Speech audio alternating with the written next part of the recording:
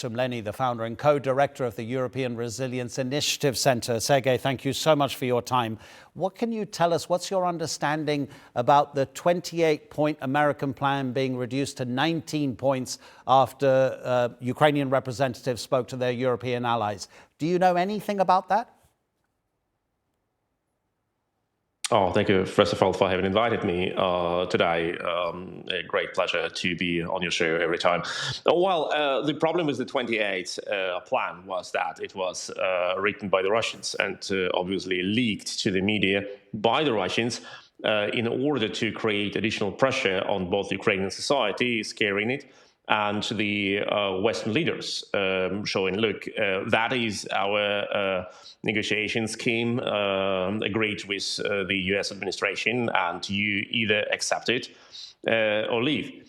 And now, we have witnessed several attempts to make it better, although I really doubt one can make a capitulation ultimatum any better by just editing it. But the Europeans have clearly demonstrated that they see it as a threat. They see this plan as a threat for their own security, as capitulation of Ukraine would be threatening European security. And they want to remove the most notorious and dangerous part, like the reduction of the Ukrainian army or the lifting of sanctions against Russia, invitation of Russia to some international institutions, organizations, and so on and so on. Still, I doubt that even this weakened form of the plan would be signed by Russia, because Russia has obviously no interest in signing anything except of full capitulation of Ukraine, and out of understandable reasons, Ukraine has no intent to capitulate. Sergej, how important, apart from all the issues about future NATO, EU membership, size of Ukraine's army, territorial concessions, how important is justice and accountability? When the news was leaked about the American proposal, there was some talk about possible amnesty for potential war crimes. How important is it for Ukraine's citizens to see accountability?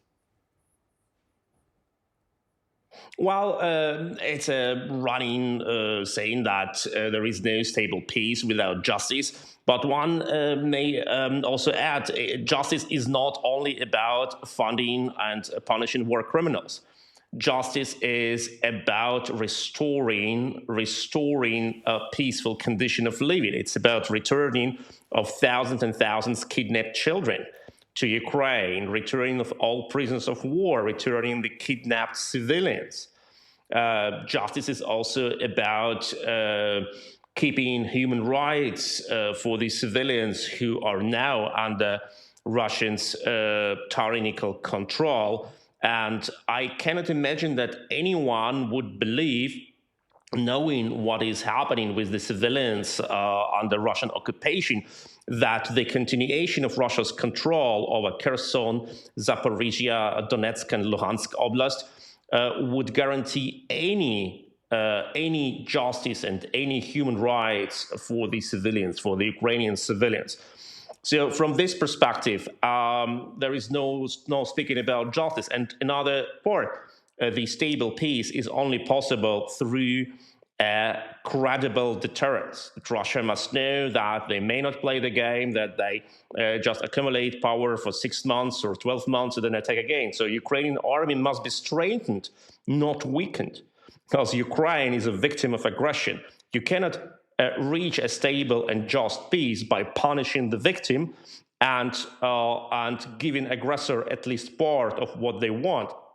So the whole architecture of this plan is full. Instead of strengthening Ukraine, it aims on weakening Ukraine. Instead of reaching just peace, it aims on avoiding the aggressor with at least partial success.